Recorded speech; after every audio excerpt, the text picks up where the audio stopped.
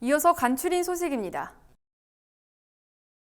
2022 대한민국 국제농기계 자재박람회 키엠스타 개막이 약 2주 앞으로 다가왔습니다.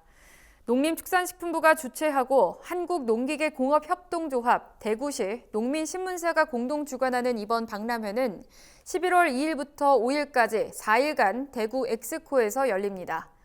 올해는 25개국 443개 업체가 참가하는데 특히 노지 농업 로봇 등 농업의 미래를 이끌 첨단 농기자재를 만나볼 수 있습니다. 농촌진흥청은 경북 상주시 화동면에서 생산된 홍주 시들리스 포도 약 300송이를 베트남에 시범 수출한다고 최근 밝혔습니다. 수출 물량 150kg 중 40kg은 소비자와 바이어의 평가를 받고 나머지는 현지 고급 매장에서 열리는 판촉 행사를 통해 소비될 예정입니다. 농진청이 개발한 포도 신품종 홍주 시들리스는 껍질째 먹을 수 있고 은은한 머스켓 향이 나는 게 특징입니다. 농진청은 이번 시범 수출 결과를 바탕으로 상품화 기준을 마련하고 수출국을 늘리기 위한 지원 체계를 마련할 예정입니다. 경찰이 12일부터 교차로 우회전 일시정지 위반 차량을 단속합니다. 경찰청은 보행자 보호 의무를 강화한 개정 도로교통법에 대한 3개월의 계도 기간을 마치고 단속을 시작한다고 밝혔습니다. 이에 따라 교차로에서 우회전하는 차량이 횡단보도를 건너거나 건너려는 보행자가 있는데도 일시정지하지 않고 진행하다 적발되면 범칙금 6만 원과 벌점 10점이 부과됩니다. 경찰청에 따르면 개정 도로교통법 시행 후 3개월 동안 우회전 교통사고는 3,300여 건으로 지난해 같은 기간 대비 24.4% 감소한 것으로 집계됐습니다. 1헥타르당 400에서 800그루의 나무가 있는 숲에서 인체에 다양한 산림치유 효과가 나타난다는 분석이 나왔습니다. 산림청 국립산림과학원에 따르면 산림치유 효과에 대해 보고된 기존 문헌 분석 결과 1헥타르당 400에서 800그루 범위에서 부정정서의 완화와 주의력 증가 효과가 가장 컸으며 활력 증진에도 효과를 나타냈습니다. 숲의 수관율도 50에서 80% 내외일 때 정서 개선과 주의력 회복 효과가 가장 높게 나타나면서 숲이 과밀해질수록 오히려 효과가 작아진다는 것을 밝혀냈습니다.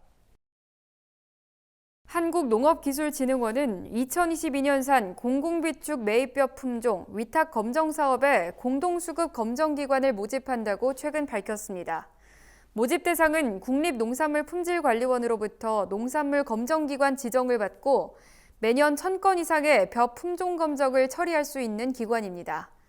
참여를 원하는 검정기관은 농진원 누리집을 통해 신청할 수 있습니다.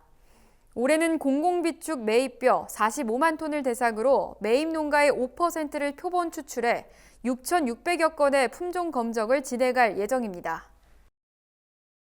경기도는 내년 2월 28일까지 도내 모든 가금 농가를 대상으로 방사사육을 금지한다고 밝혔습니다. 경기도는 지난 10일 충남 천안시 봉강천 철새 도래지 야생조류에서 고병원성 조류인플루엔자가 올해 처음으로 검출돼 위기 단계를 주의해서 심각으로 격상한 데 따른 조치라고 설명했습니다. 이에 따라 경기도 내 모든 가금 농장은 닭과 오리를 마당이나 논밭에 풀어놓고 사육할 수 없으며 이를 어기면 1년 이하의 징역 또는 1,000만 원 이하의 벌금이 부과됩니다. 경상남도가 농업인들의 생산비 부담을 줄여주기 위해 농업용 면세유류 구입비 및 농자재값 지원 사업을 추진합니다.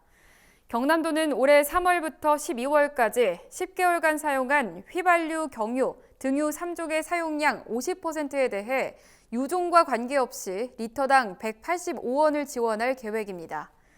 이와 함께 경남도는 무기질 비료 구입에 8만 6천 톤의 가격 인상분 80%를 지원하고 가축분 퇴비 등 유기질 비료 10만 톤에 대해서도 한 포당 1,500원을 지원한다고 밝혔습니다.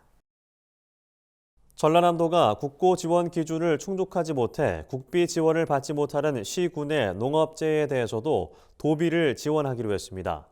그동안 농업 현장에서는 동일한 농업재해를 당하더라도 지원 기준을 충족하지 못한 시군은 시군비로만 자체 복구 계획을 세워 피해 농가를 지원해야 했습니다. 이에 전남도는 지난 6월과 7월 가뭄으로 피해를 입었지만 국비 지원이 제외된 시군부터 적용합니다. 복구비 분담 비율은 도비 40%, 시군비 60%입니다.